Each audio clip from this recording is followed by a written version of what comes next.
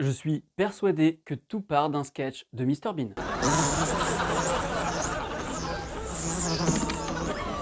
Salut les cinéphiles de l'extrême et bienvenue pour cette nouvelle critique à l'arrache en compagnie du C3PO figurine pop que ma chère chérie a placé là comme si j'allais pas m'en douter. Bon, parfois il y a des Wonder Woman qui pop et je m'en rends pas compte. Bref, aujourd'hui je suis là pour vous parler de la série Netflix avec Rowan Atkinson qui s'appelle Seul face à l'abeille, ou en VO, Man vs Bee. Et le titre original a beaucoup plus de sens. L'histoire, c'est celle d'un gardien de villa, c'est son premier jour, et il y a une abeille dans cette villa et il veut à tout prix la faire partir. Sauf qu'il n'y arrive pas et ça devient son obsession de la semaine. Et le mec va faire des trucs totalement fous. Et avant d'aller plus loin, il faudrait déjà que je vous parle du format série. Parce que pour moi, c'est un film d'1h40. C'est-à-dire que c'est un film d'1h40 qui a été découpé en 9 épisodes avec premier épisode de 20 minutes et tous les autres de 10 minutes. C'est-à-dire que même dans la transition entre chaque épisode, eh bien c'est une transition totalement filmique. C'est quelque chose qui pourrait s'apparenter à une transition dans un film, sans coupure type Netflix ou quoi, série avec épisode suivant. Je crois que Netflix nous prend pour des débiles. On sent vraiment que c'est quelque chose qui a été pensé pour du long métrage. C'est-à-dire que je vous parlais des transitions, eh bien les transitions dans la série, ça va potentiellement faire une ellipse ou ce genre de choses. Ici, vraiment, c'est dans la continuité. C'est-à-dire qu'on va avoir un gros plan sur une abeille qui est en champ contre champ avec Rowan Atkinson et épisode suivant, pouf, on retrouve le contre-champ avec une nouvelle valeur de plan et en fait ça aurait pu très bien fonctionner comme ça, c'est-à-dire vraiment faire d'une traite 1h40 avec ces raccords là sans que tu te dises tiens c'est bizarre il y a un faux raccord, parce que dans les séries où ça se suit, parfois tu peux te demander s'il y a un faux raccord ou s'il manque pas une information à propos d'une ellipse. Ça, dans les séries, on y est habitué. Là, pour un film, il faut faire un petit effort supplémentaire pour que le spectateur ne soit pas paumé.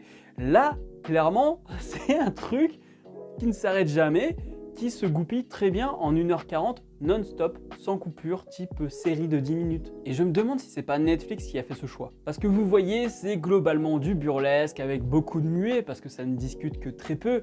Et donc, est-ce que Netflix s'est pas dit, tiens, le spectateur lambda, si tu le mets plus de 10 minutes devant un truc comme ça, il va décrocher, et donc, non, il faut qu'on fasse une série plutôt qu'un film.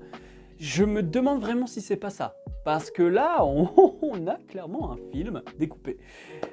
C'est très énervant. C'était la petite parenthèse au début de cette vidéo, et c'est vrai que comme je parle des transitions, je vais vous parler de la mise en scène, parce que en soi, la mise en scène n'est pas exceptionnelle. J'en aurais attendu plus sur la manière de mettre en scène le corps de Rowan Atkinson, ou certains mouvements de caméra, ou la photographie aussi, qui est plutôt très lambda, très insipide.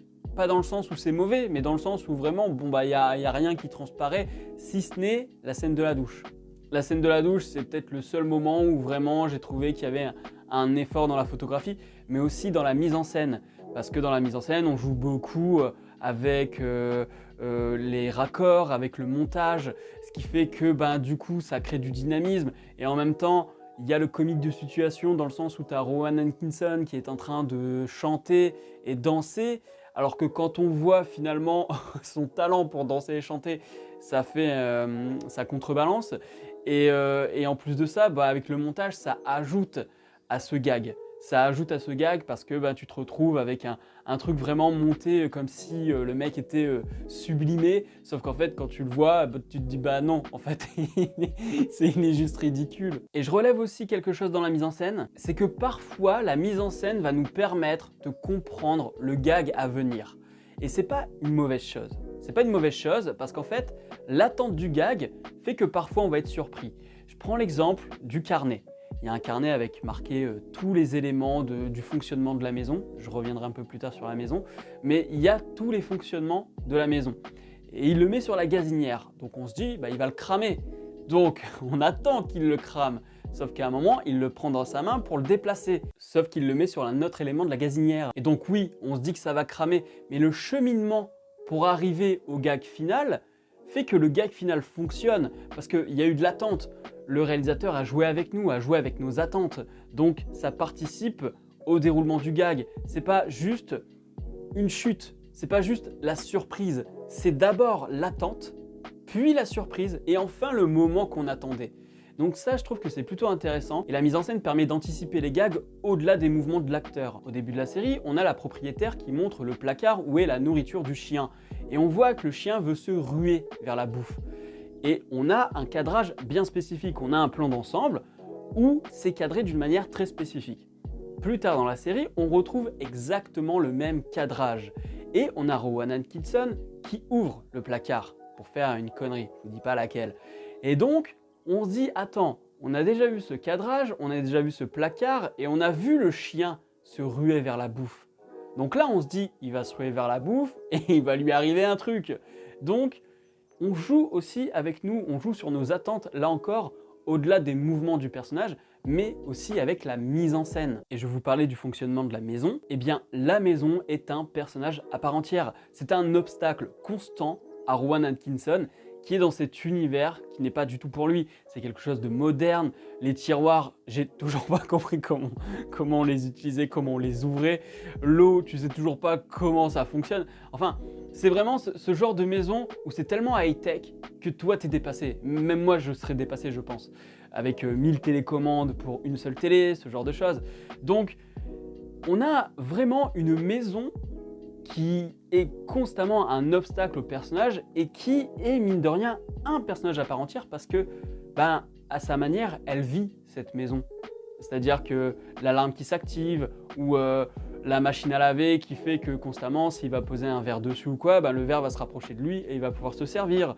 Ou des choses du genre, il n'arrive pas à démarrer l'eau et donc du coup, il se retrouve emmerdé, il va se retrouver enfermé. À cause de la technologie de cette maison. Et ça, c'est typique de Rowan Atkinson. C'est ce genre de personnage qui est toujours en décalage avec la réalité. Là, c'est le modernisme qui va beaucoup trop loin et qui crée un décalage. Mr Bean, c'était pareil. On le retrouvait chez le dentiste, et bien chez le dentiste, il commençait à s'amuser avec le matos alors que personne ne ferait ça. Et là, c'est pareil. On a un personnage en total décalage, ce qui crée justement le gag. Parce qu'il est toujours à côté de ses pompes. Et c'est pas faute d'essayer. C'est pas juste comme Mr Bean, où Mr Bean, tu te dis que c'est un grand enfant, tu vois, ou un extraterrestre. Parce qu'il y a ce côté-là aussi dans le générique d'ouverture de Mr Bean, c'est que t'as l'impression qu'il tombe du ciel, le gars. Non, là, c'est quand même un gars qui est tout à fait normal. Il connaît la nouvelle technologie, il n'est pas vraiment dans son temps quand sa fille lui dit qu'on ne met plus de messages vocaux, ça je suis d'accord, mais ça reste quand même quelqu'un qui a la tête sur les épaules, on va dire. Sauf quand il y a une abeille. Et on en vient du coup à l'absurdité de cette série, l'absurdité de tous les événements. C'est-à-dire que n'importe qui ne pèterait pas un câble comme ça sur une abeille. Oui que ça t'énerverait, mais t'irais pas jusque-là. Il y a des trucs qui sont complètement absurdes et tu sens vraiment que c'est typiquement la patte de Rowan Atkinson. Je suis désolé, mais quand il fout l'abeille dans un vase, qu'il arrive à la bloquer et que, au lieu de foutre de l'eau dans le vase pour la buter, il décide de prendre un batteur à œufs électrique pour aller dans le vase, tu te dis le gars va trop loin. Et il va même trop loin avec une certaine Jaguar. Et là où je vous dis vraiment que les gags sont attendus, c'est que au-delà de ressentir le gag arriver, dès le début de la série, on t'explique ce qui va se passer. On t'explique, on voit des morceaux d'événements, notamment avec la Jaguar, on le voit dès le début, c'est la première scène, notamment avec le tableau. Et le tableau, c'est aussi une référence à Mr Bean, je pense, le film. Et il y a plein de références à Mr Bean, enfin, plein, je ne sais pas, mais en tout cas, moi j'en ai identifié deux. L'histoire du tableau qui est abîmé, ça c'est clairement le film Mr Bean. Et puis, le fait d'avoir une abeille, c'est Mr Bean. C'est cet épisode où il va pique-niquer et qui veut manger son petit gâteau et qui va être emmerdé par une abeille au point de vouloir la buter avec son bouquin. Et bien là, le petit gâteau qu'on avait dans Mr Bean, on le retrouve dans cette série Netflix. On le retrouve au tout début quand il se dit je vais prendre mon petit 4 heures et puis il se retrouve là avec son goûter et l'abeille qui va sur le petit gâteau qui est à peu près du même acabit que le gâteau qu'on avait dans l'épisode Mr Bean.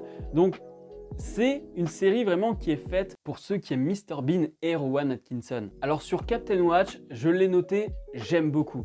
J'aime beaucoup parce qu'en termes de réalisation, en termes de photographie, j'aurais voulu qu'on aille un peu plus loin, même si certes la scène de la douche en termes de photos, de montage et de réal, c'est peut-être la meilleure scène de la série. Mais j'aurais voulu aller plus loin. J'aurais voulu aller plus loin dans la manière de filmer le corps de Rowan Atkinson parce qu'il joue beaucoup avec son corps, il joue beaucoup avec l'environnement et son corps au sein de cet environnement. Et je trouve que parfois, ça manque d'ingéniosité. Mais malgré ça, j'ai beaucoup ri.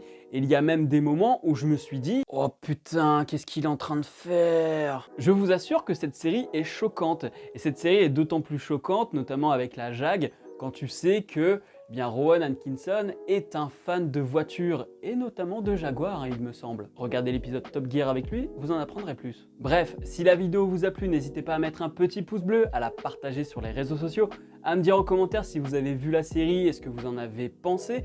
J'espère vous donner envie de regarder cette série parce qu'il y a beaucoup de bonnes idées, et ça fait plaisir de voir Rowan Atkinson dans une série qui est dans la foulée de Mr Bean, de Johnny English. Mais c'est vrai que oui, on aurait préféré la voir en film, parce que moi j'en ai marre d'avoir des coupures.